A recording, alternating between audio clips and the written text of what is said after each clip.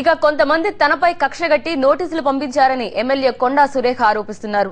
Chiranjeevi Chandrababu rowdy భాష మాట్లాడుతున్నారంటున్న కొండా సురేఖతో మా ప్రతినిధి M N V Prasad face to face. Telangana ఆడపడుచుకు రాయలసీమలో వైఎస్ఆర్ కాంగ్రెస్ పార్టీ అపూర్వ స్వాగతం పలికింది. ఇక్కడ కార్యకర్తలు కూడా ఆమెకు స్వాగత సత్కారాలు ఏర్పాటు చేశారు. ముఖ్యంగా ప్రచార కార్యక్రమ పర్యటనలో భాగంగా ఆమె జమ్మలమడుగు వచ్చారు. జమ్మలమడుగులో ప్రచారం ఎలా జరుగుతోందండి? ఇక్కడ చాలా ఎక్కువ మెజారిటీ వస్తుందండి. ఎందుకంటే అన్ని నియోజకవర్గాల కంటే కూడా ఇక్కడ కార్యకర్తలు ఎక్కువ పట్టుదలతో ఉన్నారు. అదేవిధంగా ఆదినారాయణ రెడ్డి అన్న వాళ్ళ బ్రదర్స్ అందరూ కూడా ఇక్కడ మంచి అభిమానాన్ని చూరగొన్నారు. ప్రతి మండలంలో కూడా వాళ్ళకి చాలా పట్టుంది. కాబట్టి ఇక్కడ మేము ఎక్కువగా మెజారిటీని ఆశిస్తా ఉన్నామండి. ఇది ఎన్నో ప్రయాసాలు కోర్చి వైఎస్ఆర్ కాంగ్రెస్ పార్టీ తరఫున అభ్యర్థుల విజయానికి మీరు కృషి చేస్తున్నారు. ఇంత రిస్క్ ఎందుకు తీసుకోవాల్సి వచ్చింది? తప్పకుండా తీసుకోవాలండి. ఎందుకంటే ఒక మహనీయుడు రాజశేఖర రెడ్డి గారు, మహానుభావుడు. ఆయన వల్ల ఆంధ్ర రాష్ట్రం ఈ రోజు సువర్ణాక్షరాలతో చరిత్రలో లిఖించదగ్గ విధంగా ఆయన పరిపాలనను అందించారు.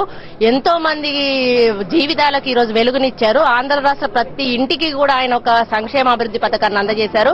ఈ ఆంధ్ర రాష్ట్ర ప్రజలందరూ కూడా ఆయనకు ఎంతో రుణపడి ఉన్నారు. కాబట్టి ఆయన రుణం తీర్చుకునే అవకాశం ఈ రోజు మాకు వచ్చింది. కాబట్టి మేము అహర్నిశలు శక్తి వంచన లేకుండా కృషి చేసి జగన్మోహన్ రెడ్డి గారిని విజయమ్మను భారీ మెజార్టీతో గెలిపించడానికి ప్రయత్నం చేస్తాం. దీనివల్ల మీరు నోటీసులు కూడా తీసుకున్నారు. ఈ నోటీసులకు సమాధానం ఏం చెప్పారు?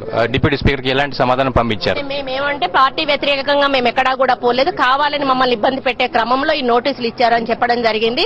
మేము ఓపెన్ గా కూడా చెప్తామన్నామండి. ఈ రోజు రాజశేఖర రెడ్డి గారు లేని కాంగ్రెస్ ను మేము కాంగ్రెస్ గా ఊహించుకోవడం లేదు. రాజశేఖర రెడ్డి గారి వైఎస్ఆర్ కాంగ్రెస్ పార్టీనే మేము కాంగ్రెస్ పార్టీగా ఊహించుకుంటా ఉన్నాము.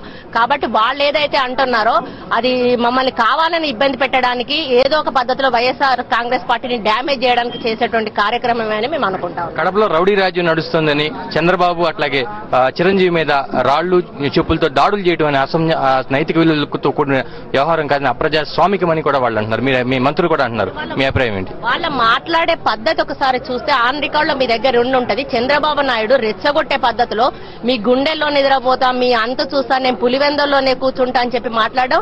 రౌడీలు మాట్లాడే భాష ఆయన మాట్లాడుతూ ఉన్నాడు. జగన్మోహన్ రెడ్డి గారు ఇప్పటి వరకు వేల మీటింగ్లు అటెండ్ అయినారు. ఎక్కడన్నా ప్రజలను కించపరిచే విధంగా గానీ, నాయకులను కించపరిచే విధంగా గానీ, రెచ్చగొట్టే విధంగా గానీ మాట్లాడిన సందర్భాలు ఉన్నాయి. తన తండ్రిని తిట్టిన వాళ్ళని కూడా ఈ రోజు వరకు కూడా ఆయన ఒక పల్లెత్తు మాటన లేదు. అటువంటి వాడిని రౌడీ రాజ్యం చేస్తాడు అని చెప్పడంలో అర్థం ఏంటి? ఈ రోజు చిరంజీవి గారేమో తొడగొడతా ఉన్నారు. మరి దేనికి సూచన? ఈ రోజు వాళ్ళు మాట్లాడడం పద్ధతి కాదండి. అంటే మీకు రాయలసీమ ప్రజల నుంచి వస్తున్న స్పందన చూస్తుంటే ఏమనిపిస్తోంది? నేను చాలా సంతోషపడతా ఉన్నానండి. ఎందుకంటే రాజశేఖర రెడ్డి గారు పుట్టిన గడ్డ ఇది. ఈ గడ్డ మీద అందరూ కూడా పౌరుషంతో ఉన్నారు. ఆ పౌరుషాన్ని చూపించే అవకాశం వాళ్ళకు వచ్చింది. ఈ ఎన్నికలే వాళ్ళ యొక్క పౌరుషాన్ని బయట పెడతాయని నేను ఆశిస్తా ఉన్నాను. ఆ పౌరుషం ద్వారానే భారీ మెజారిటీ జగన్మోహన్ రెడ్డి గారికి విజయమ్మకు వస్తుందని ఆశిస్తా ఉన్నాను. రాయలసీమ ప్రజలు తమ పౌరుషాన్ని చూపిస్తారని, ఎన్నికల్లో జగన్ అలాగే విజయమ్మని గెలిపిస్తారనేటువంటి పూర్తి విశ్వాసంతో కొండా సురేఖ ఉన్నారు. కెమెరామెన్ నవీన్ తో ఎంఎన్వి ప్రసాద్, టీవీ9 జమ్మలమడుగు నుంచి.